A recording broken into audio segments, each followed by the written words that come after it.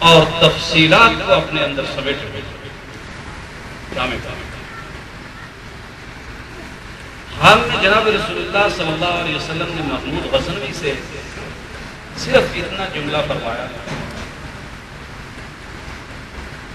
اے عربی کو میں اس کا ترجمہ کرنا چاہتا ہوں آپ کے سامنے، اے امیر ناصر الدین سبکتگین کے بیٹے،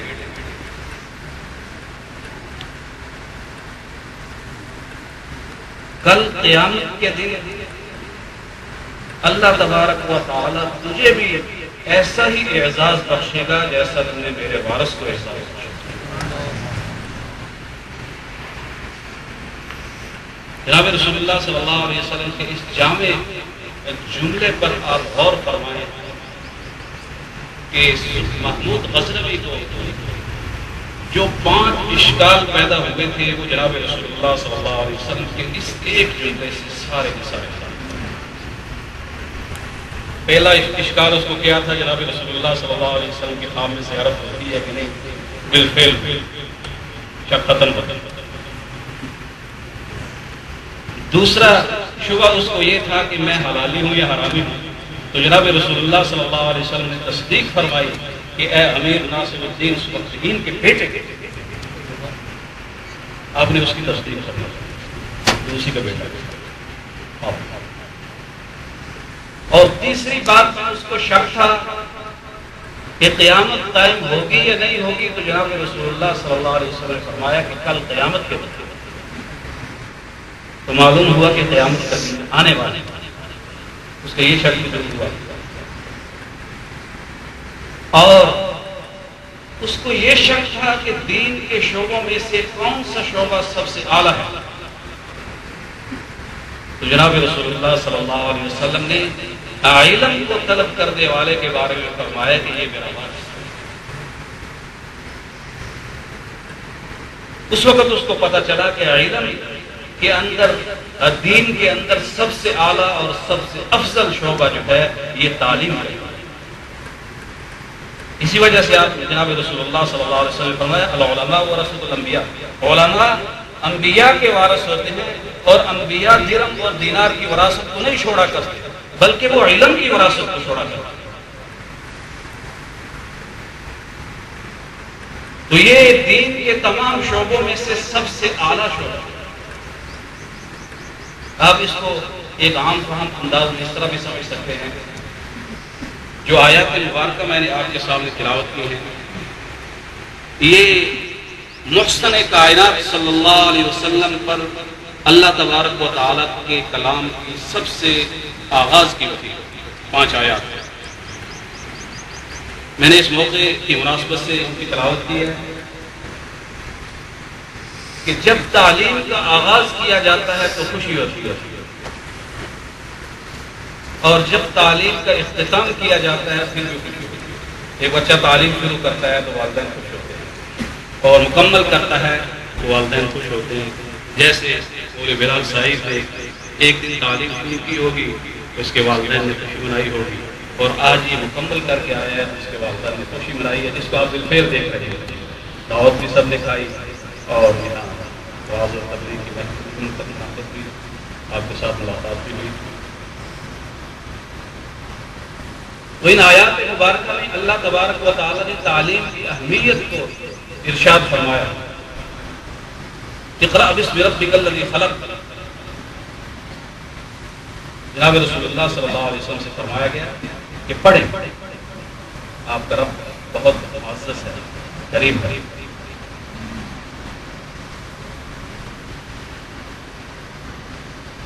اور پھر 5ویں آیت کے اندر یہ فرمایا علم الانسان ما لم یعلم. انسان کو وہ سکھلایا جس کو جانتا نہیں تھا. جب آغاز کرتا ہے تو جانتا نہیں ہوتا، جب مکمل کرتا ہے تو اس کے پاس بہت سا علم کا ذخیرہ ہوتا ہے.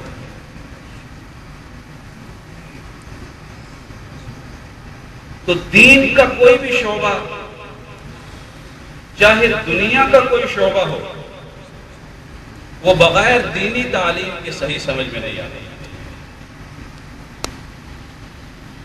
آپ ایک عالم دین کو لے لیں جس نے صحیح نہیں پڑھا، وہ آگے جا کر لوگوں کی صحیح رہنمائی نہیں کر سکتا۔ ایک مبلغ کو لے لیں جس کے پاس علم نہیں ہے، وہ اسلام کی صحیح تعلیمات دوسروں کو نہیں پہنچا سکتا۔ ایک سیاستدان کو لے لیں جس کے پاس دین کا علم نہیں ہے، وہ اسلامی سیاست کے رخ متعین نہیں کر سکتا۔ ایک تاجر کو لے لیں جس کے پاس دین کا علم نہیں ہے، تو وہ اپنی تجارت کے اندر حلال اور حرام، جائز اور ناجائز، صحیح اور غلط کا امتیاز نہیں کر سکتا۔ دین کا جو بھی شعبہ لے لیں اس میں دین کا ضرور تعلق ہے۔ اس وجہ سے خوش قسمت ہیں وہ لوگ جو اس گئے گزرے دور کے اندر بھی دینی تعلیمات کے لیے اپنی اولاد کو وقف کرتے ہیں۔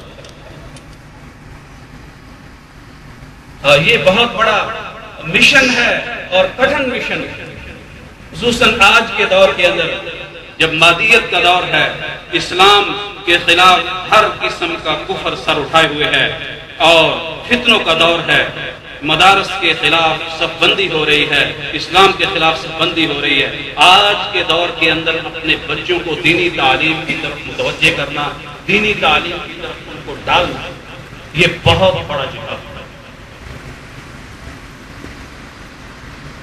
خوش قسمت ہے اہل بحیرہ کہ جن کے ہاں جناب رسول اللہ صلی اللہ علیہ وسلم کی ایک اور وارث کا اضافہ ہے۔ میں دعا گو ہوں کہ اس شہر کے اور بھی بہت سے بچے اللہ تبارک و تعالیٰ ان کو نبی اکرم صلی اللہ علیہ وسلم کا وارث بنائے۔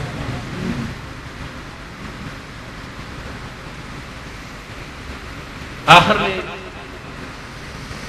ایک نصیحت دینی تعلیم کے حوالے سے کرنے کے بعد میں اپنی بات کو ختم کرتا ہوں۔ ابھی حضرت استاد صاحب کا بیان بھی ہوگا۔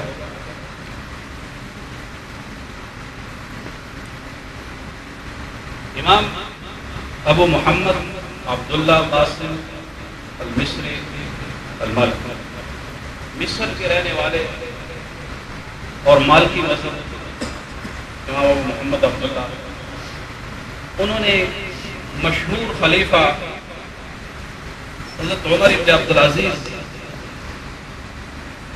ان کی سیرت پر ایک کتاب لکھی ہے،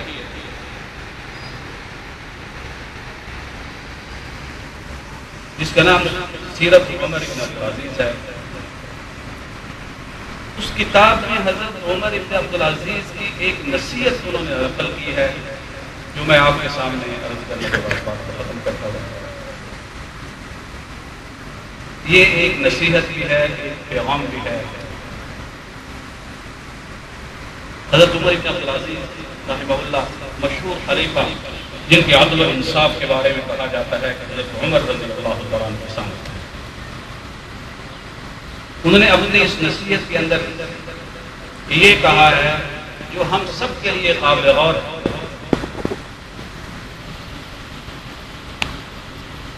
انہوں نے فرمایا کہ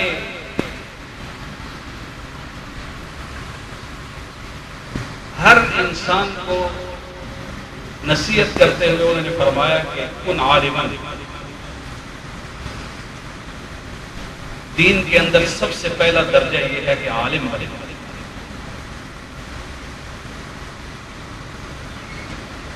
جناب رسول اللہ صلی اللہ علیہ وسلم کا فرمان مبارک بھی ہے، انما بعثت معلما، معلم بنا کر بھیجا گیا۔ تو سب سے پہلا درجہ یہ ہے کہ عالم بن جائے۔ اگر کوئی آدمی عالم نہیں بن سکتا، مختلف حالات ہوتے ہیں لوگوں کے، تو انہوں نے فرمایا کہ پھر کن متعلما، دوسرا درجہ یہ ہے کہ طالب علم بن جائے، عالم بن جائے، یہ دوسرا درجہ ہے۔ اور طالب علم کے درجے کے اندر ہر انسان کو اپنے آپ کو شمار کرنا چاہیے، کیونکہ انسان کی ساری زندگی پیدائش سے لے کر موت تک یہ تعلیم کا ہی دوران ہے۔ عالم نہیں بن سکتا تو متعلم بن جا، طالب علم بن جا۔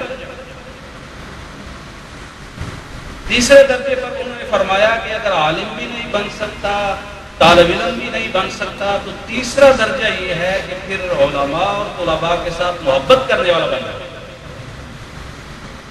یہ تو ہر انسان کر سکتا ہے، ایک تاجر بھی کر سکتا ہے، سیاستدان بھی کر سکتا ہے، ایک بادشاہ بھی کر سکتا ہے، فقیر بھی کر سکتا ہے،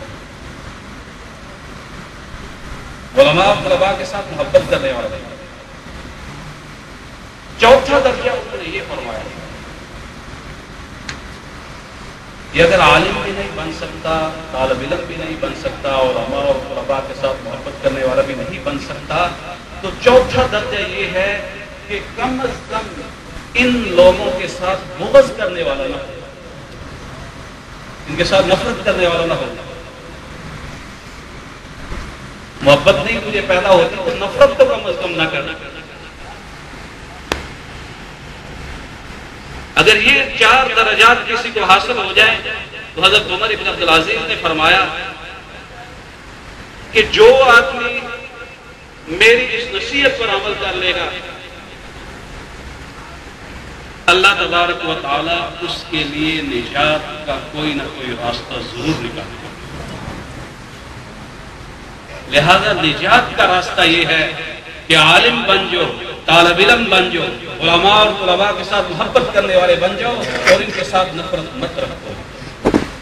ان کے ساتھ جو نفرت رکھے گا وہ جناب رسول اللہ صلی اللہ علیہ وسلم کے وارثوں کے ساتھ نفرت رکھے گا، اور اس کا وبال بہت دور تک جاتا ہے۔